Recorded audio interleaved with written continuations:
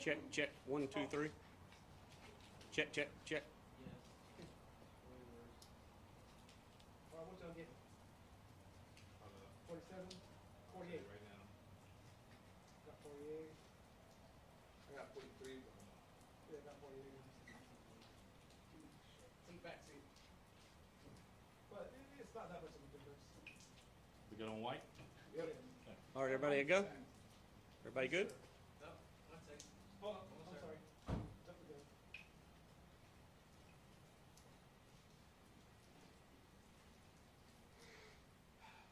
You can go ahead, we'll get this going.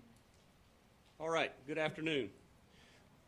Our work on the case today started back on June 8th of this year, just 13 days ago.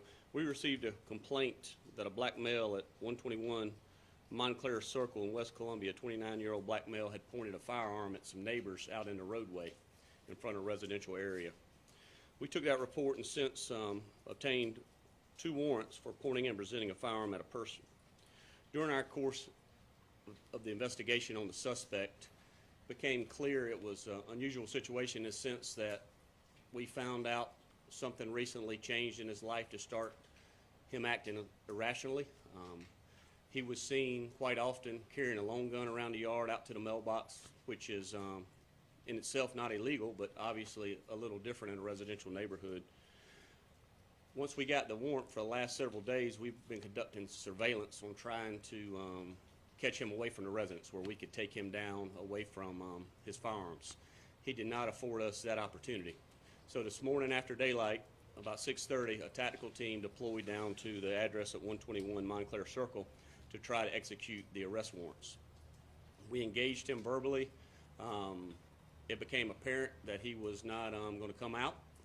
I was told he called his attorney, started some dialogue. During the course of the morning, he started firing rounds out of the house. We were able to use technology to our advantage, deploying robots and drones. He shot at our robots.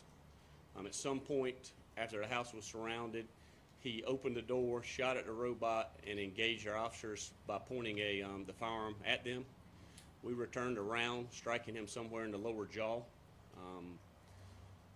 Negotiations went on. He talked to us, fired more rounds. We were able to get some footage off our robots and hear obviously the rounds go off. For several hours, it was kind of on and off.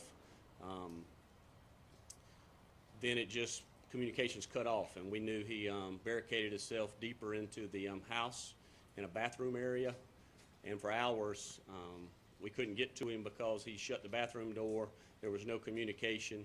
When we finally were able to breach that door with the robot, we found him what looked incapacitated. We sent a team in and confirmed that. EMS was on the scene. Obviously, they were able to go in and check him. Coroner arrived and did pronounce him deceased. Obviously, we will hear from Coroner Fisher and her staff on the cause of death and the identification of the suspect.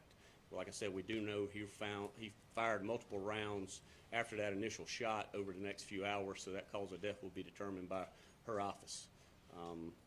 We know leading up between the time we started looking at the case, he had posted threats to law enforcement and the general public on his social media platforms. Just another case where mental health plays in and it ends in an unfortunate situation. As my policy, I've asked SLED to conduct our portion of the officer-involved shooting in the case, and we will be obviously letting that process take its course, and you'll hear from them at the appropriate time about that. Certainly we will be talking to all our officers on the scene because certainly it affects everybody. We're all humans, and when you spend 8 hours dealing with a situation like that, it comes to this unfortunate ending, it affects all of us. So certainly those are the facts as we know them today. I'll be happy to take any questions. Is there anybody else in the house with him? No, sir. Anything else? Was there anybody in the house when this started? No, sir, not to our knowledge. And you mentioned this social media. A neighbor deferred us to what we suspect to be that social media. And about 2 hours before 1, the video was posted of him with a bullet in his cheek or a bullet hole in his cheek. Do you know if he might have caused that? Was that something else? During the course of our investigation, we believe that is a result of the shot we fired. Since then, we know he shot at our robot and fired multiple rounds since the time our shot rang out and the end of the situation.